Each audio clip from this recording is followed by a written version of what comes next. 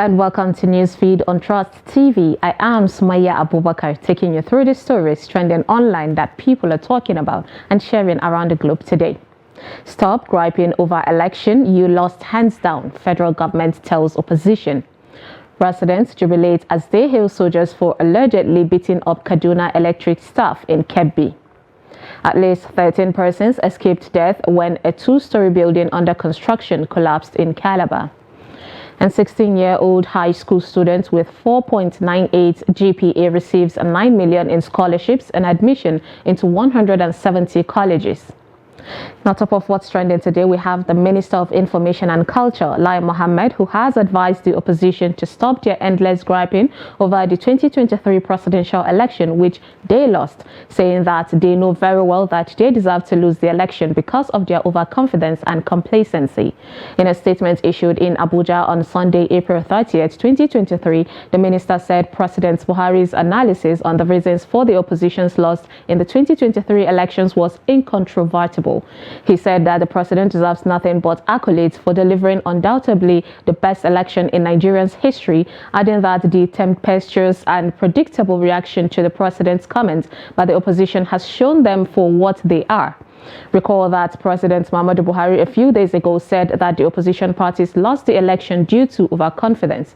The minister said that the opposition's overconfidence going into the election stemmed in part from the attack of social media propaganda as well as faulty and procured opinion polls, which were apparently meant to hoodwink their foreign backers and a section of the international media into uncritically reporting that they were coasting home to victory when they were indeed heading into the ravine of defeat.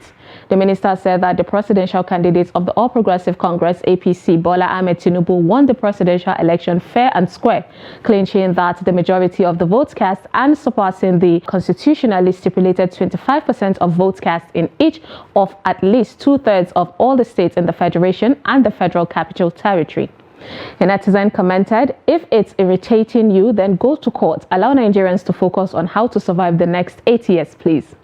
The guy said, APC preparing for presidential inauguration yet worried about the outcome of the last election. And a lady asked, is Lai Mohammed the spokesman for Tinubu? The pressure is really getting worse. Next on what's trending, we have residents who jubilate as they hail soldiers for allegedly beating up Kaduna Electric staff in Kebbi. It was reported that the soldiers invaded the head office of the company on Saturday, April 29, 2023, over disconnection of electricity at Duku Barracks in Birnin Kebbi and allegedly beat up customers and staff on duty. Abdulaziz Abdullahi, head corporate communication Kaduna Electric, who condemned the incident in a statement on Sunday, said that the military never lodged any complaints regarding its services or any perceived grievances it might have had with the company before attacking its staffs. He said, in his own words, we condemned in strong terms the molestation of our staffs by men of the Nigerian army in Birnin Kebbi. The armed soldiers invaded our premises Saturday afternoon and unleashed mayhem on unsuspected staffs and customers alike, he said. The hapless victims were beaten and subjected to humiliation treatment by the marauding soldiers for no reason whatsoever. Take a look at the scene.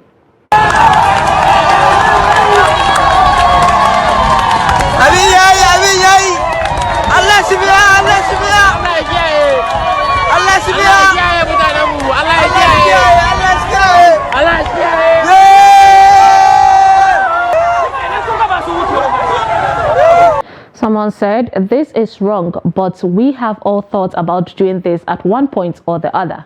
A guy wrote, very wrong but hilarious. Everybody and everyone in Nigeria would definitely abuse power unless they don't get it. Another person said, Nigerian soldiers are becoming something else these days. They are gradually learning bad behaviors from the police.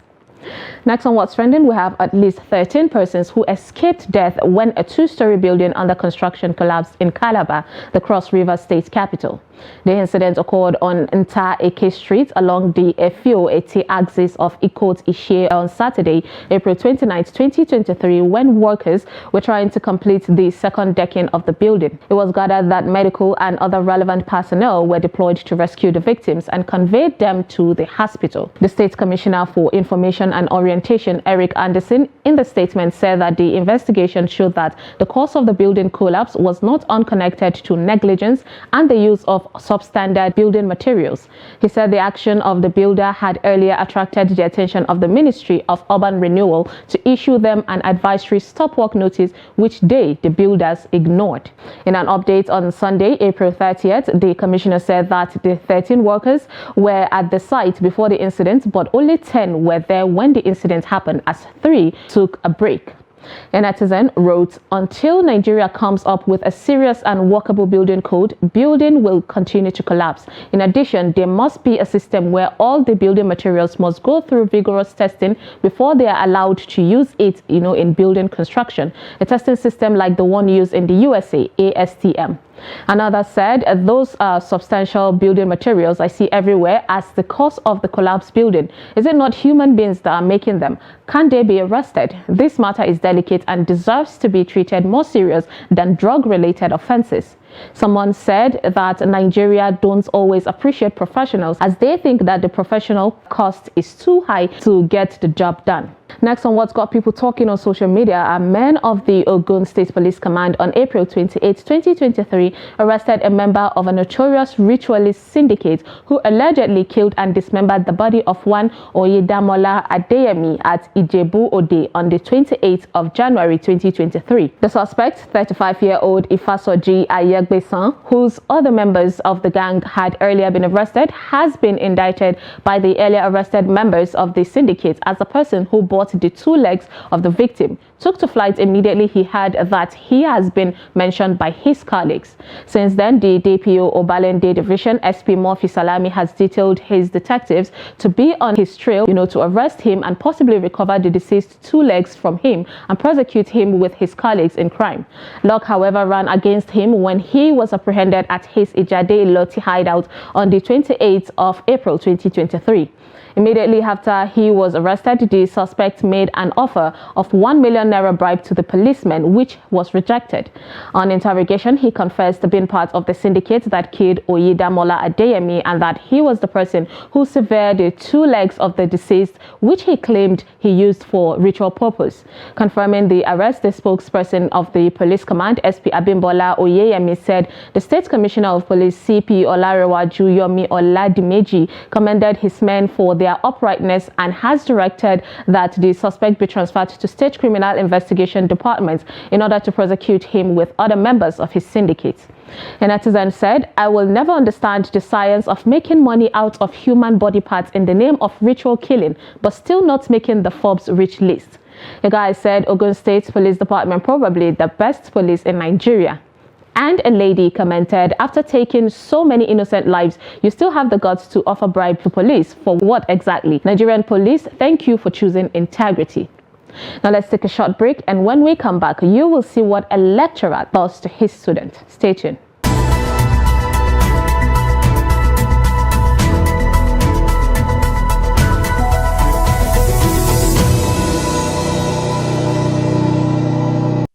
Welcome back. It's Newsfeed. Now, IMSU lecturer who allegedly slapped a pregnant student captured ordering student to crawl out of his class. An Imo State University IMSU lecturer of the Medical Laboratory Department, Dr. Desmond Izuwane, has been captured in a video ordering students to crawl out of his class. Now, this comes days after he was called out for assaulting a pregnant female student. In the video obtained, Dr. Desmond was seen ordering the students, all females, to kneel and crawl out of his class after they showed up late. Take a look at both clips. What's your reason? Huh? What? You want? Which hospital? Everybody's coming from hospital. What's your reason for being on mosque? Huh? And you try to come like that?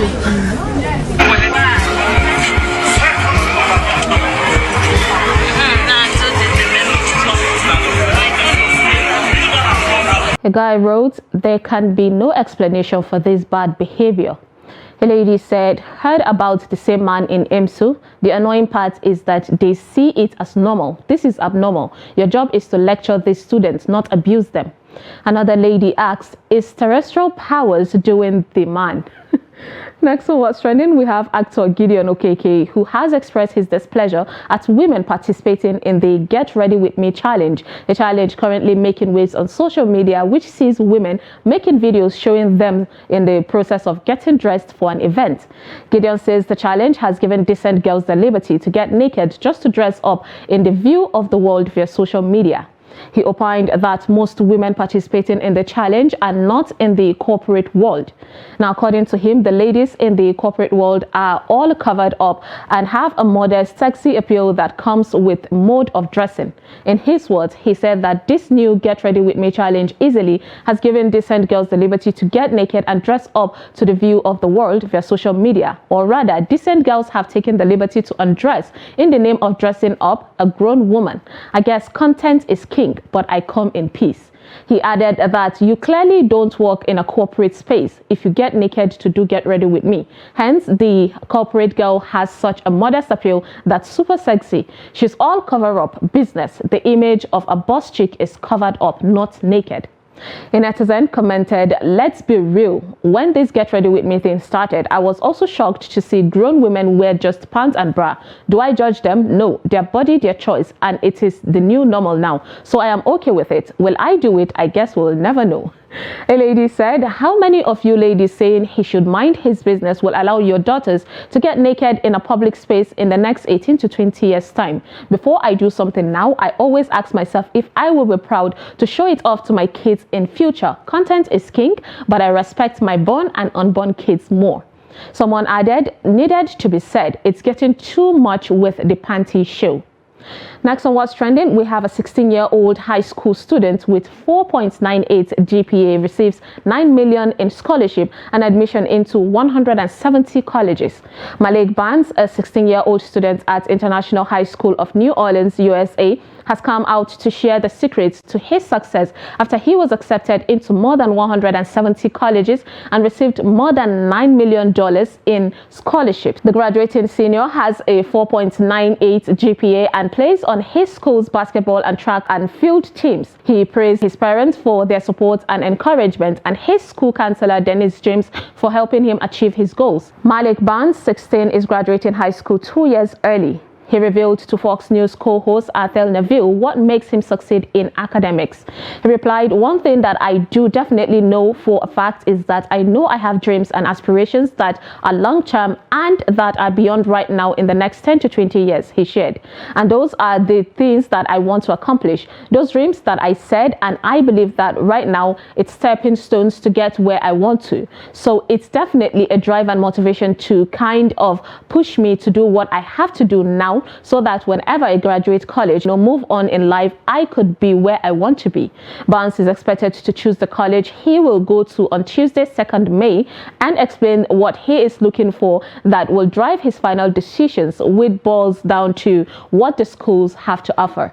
He added that he isn't looking at one specific college at the moment and doesn't know if he will stay in New Orleans or not, but he does love the city. A netizen commented, "2 words, enabling environment. There are thousands of Nigerian students that can break this record if only they had enabling environment." Another said, "One of the reasons we should stop profiling. He has dreads, but na fire day he had." A lady wrote, "Nigerian parents be like, see your mates. Congratulations, champ."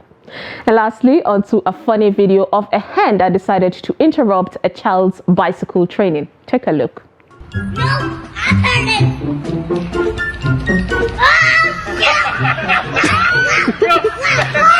Well, that was one angry bird.